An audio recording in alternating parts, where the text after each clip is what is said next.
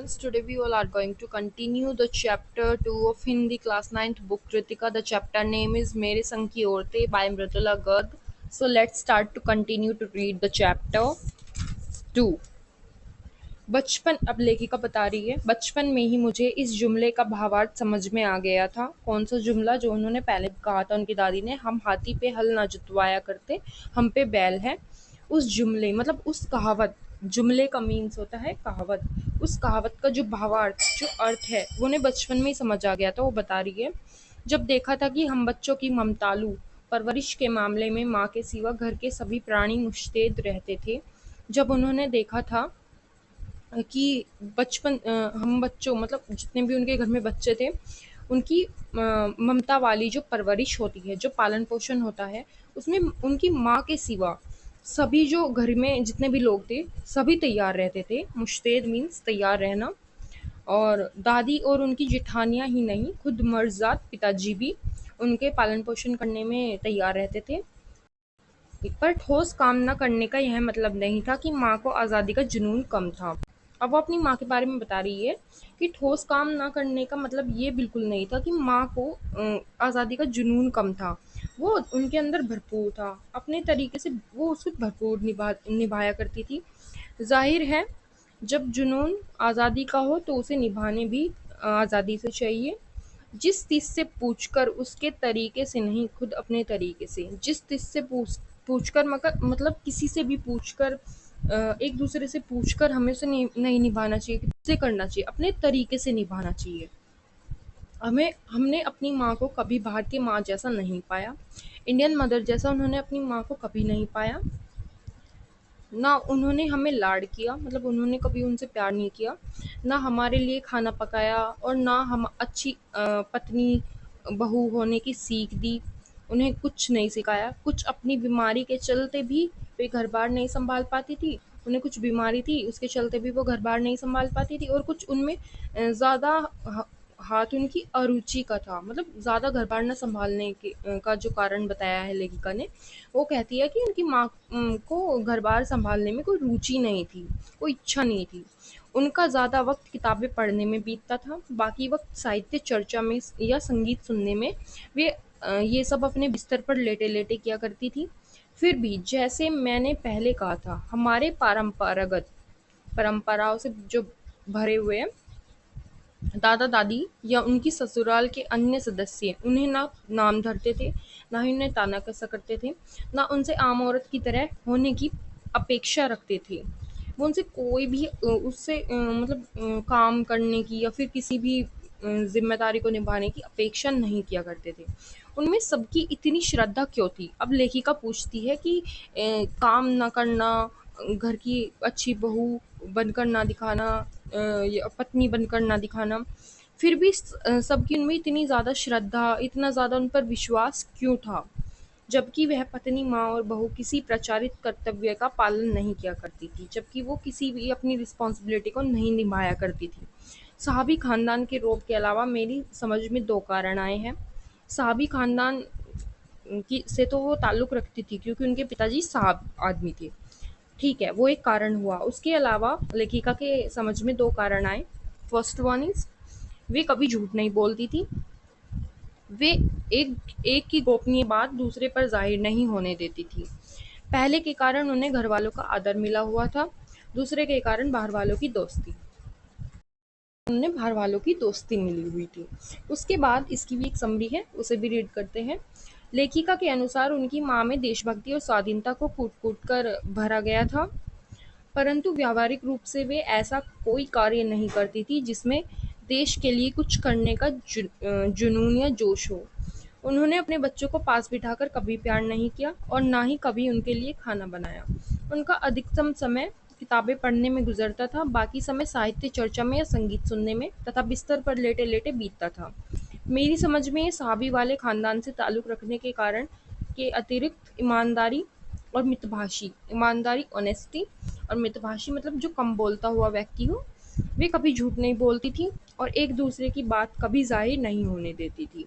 ये सब कारण थे कि लोग उन पर इतनी ज़्यादा श्रद्धा रखते थे, घर वाले भी और बाहर वाले भी। अब लेखिका कंटिन्यू करती है। दोस्त वे हमारी भी थी, वो बताती है कि दोस्त वे हमारी भी थी। माँ की भूमिका हमारे पिताजी बखूबी निभा देते थे। मुझे याद है बचपन में हमारे घर में किसी की चिट्ठी आने पर कोई उससे यह नहीं पूछता था कि उसमें क्या लिखा है। मतलब अगर किसी के नाम पर कोई चिट्ठी आई तो उससे दूसरा व्यक्ति ये नहीं पूछा करता था कि उसमें क्या लिखा हुआ है या किसके नाम से आई है, भले वह एक बहन की दूसरी बहन के नाम क्यों ना हो, भले ही वह मतलब 2 बहनों की मतलब एक बहन की या फिर दूसरी बहन की ना हो। और माँ यह जानने को बेहाल हो कि बीमारी से वह उबरी या नहीं। छोटे से घर में 6 बच्चों के साथ सास-ससुर आदि के रहते हुए भी हर व्यक्ति को अपना निजत्व बनाए रखने की छूट थी। मतलब अपने डिसीज़न अपने जो अपनी जो लाइफ का जो फैसला है या अपनी पर्सनल लाइफ को मेंटेन करने की छूट थी। इसी निजत्व बनाए रखने की छूट का फ़ायदा उठाकर हम 3 बहनें और छोटा भाई लेखन के हवाले हो गए। इसी के कारण वो तीनों लेखक और लेखिका बन गए। लीक के खिसके अपने पूर्वजों में माँ और नानी ही रही होती तो गनीमत रहती। वो कहती है कि लीक के खिसके कुछ बात कहती है कि अगर हमारे पूर्वजों में सिर्फ माँ और नानी ही रहती तो बहुत ज़्यादा अच्छा हुआ। लेकिन अपनी एक परदादी भी थी, लेकिन उनकी एक परदादी भी थी जिन्हें कतार से बाहर चलने का शौक था, जिन्हें लाइन से बाहर चलने का शौक था। उन्होंने व्रत ले रखा था कि अगर खुदा मतलब भगवान की कृपा से, फजल हम कृपा भी बोल सकते हैं, उनके पास कभी अगर 2 से ज़्यादा धोतियाँ हो जाएगी तो वो तीसरी को दान कर देगी। जैन जैन समाज में अपारिग्रह मतलब संग्रह न करना करना अपारिग्रह की सनक बिरादरी बाहर हरकत नहीं मानी जाती थी। इसीलिए वहाँ तक तो ठीक था, पर उनका असली जलवा तब देखने को मिला। मतलब उनकी असली जो जलवा है, जो बात है, वो तब देखने को मिला जब मेरी माँ पहली बार गर्भवती हुई, जब उनकी मम्मी जो है वो पहली बार प्रेग्नेंट हुई। मेरी परदादी ने मंदिर में जाकर मन्नत मांगी, मतलब प्रे किया, और मन्नत मतलब दुआ मांगी। हियर इज दैट मन्नत। मन्नत मीन्स दुआ मांगी कि उनकी पोतहू मतलब पोते की बहू, हियर इज दैट पोतहू, पोते की बहू का पहला बच्चा लड़की हो। मतलब उनका जो फर्स्ट चाइल्ड है वो एक गर्ल चाइल्ड हो। यह गैर यह गैर रवायती मन्नत मांगकर ही उन्हें चैन नहीं पड़ा। गैर रवायती मतलब जो सुनी सुनाई बात, जो सुनी सुनाई मन्नत नहीं थी, जो दुआ नहीं थी, वो मांगकर ही उन्हें चैन नहीं पड़ा। उसे भगवान और अपने बीच पोशीदा रखने के बजाय सरेआम उसका ऐलान कर दिया। उसे मतलब अपने और भगवान के बीच सिर्फ गुप्त, पोशीदा मीन्स गुप्त, हियर इज दैट पोशीदा मीन्स गुप्त रखने के बजाय, मतलब अपने और भगवान के बीच में रखने के बजाय उन्होंने सरेआम, उन्होंने हर जगह मतलब इसका ऐलान करवा दिया। लोगों के मुंह खुले के खुले रह गए क्योंकि सब है, फितूर की कोई वाजिब वजह ढूंढे न मिले। मतलब उनका जो फितूर था, उसकी कोई मतलब वाजिब मीन्स कोई असली रियल वजह, कोई वाजिब वजह ढूंढे तो भी ना मिले। यह भी नहीं कह सकते थे कि खानदान में पुश्तों से कन्या पैदा नहीं हुई थी, इसलिए माँ जी बेचारी कन्यादान के पुण्य के अभाव को पूरा करने के चक्कर में थी। मतलब ये भी नहीं बोल सकते थे कि उनके खानदान में कई पीढ़ियों से जो कन्या पैदा नहीं हुई थी, इसलिए वो ये दुआ कर रही थी कि फर्स्ट जो चाइल्ड है उनकी पोत बहू का वो लड़की ही हो और वो कन्यादान के पुण्य से रह गई हो, वो इसीलिए वो ऐसा बोल रही थी। क्योंकि पिताजी की नहीं, दादाजी की भी बहनें मौजूद थी, क्योंकि उनके पापा की भी बहनें थी और उनके दादाजी की भी बहनें थी। हाँ, पहला बच्चा हर बहू का बेटा होता रहा था। ये बात बोली है उन्होंने कि हर बहू का जो फर्स्ट चाइल्ड था वो बेटा ही था।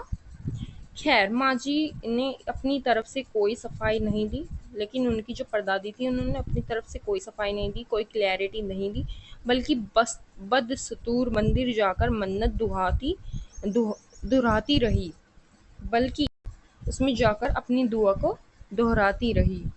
पूरा नकुड़ गांव जानता था, पूरा नकुड़ मतलब ये नकुड़ गांव है, जानता था कि माँ जी का भगवान के साथ सीधा सीधा तार जुड़ा हुआ है, सीधा कनेक्शन है। बेतार का बेतार का तार, इधर वह तार खींचती, उधर टन से तथास्तु बजता। मतलब बात बोल रही है कोई। मेरी दादी तो पहली मर्तबा में ही तैयार हो गई थी कि गोद में खेलेगी तो पोती। मर्तबा मीन्स पहली बार ही वो तैयार हो गई थी कि अगर मेरी गोद में खेलेगी तो सिर्फ वो पोती होगी मेरी। पर माँ जी की आरज़ू किस कदर रंग लाएगी, उनका उन्हें भी गुमान ना रहा होगा। मतलब उनका उन्हें भी अ, अभिमान नहीं रहा होगा। लड़की लड़की की गैर वाजिब जुस्तजू सुन, भगवान कुछ ऐसी अफरा तफरी में आ गए कि एक न दो, पूरी 5 कन्याएं एक के बाद एक धरती पर उतार दी।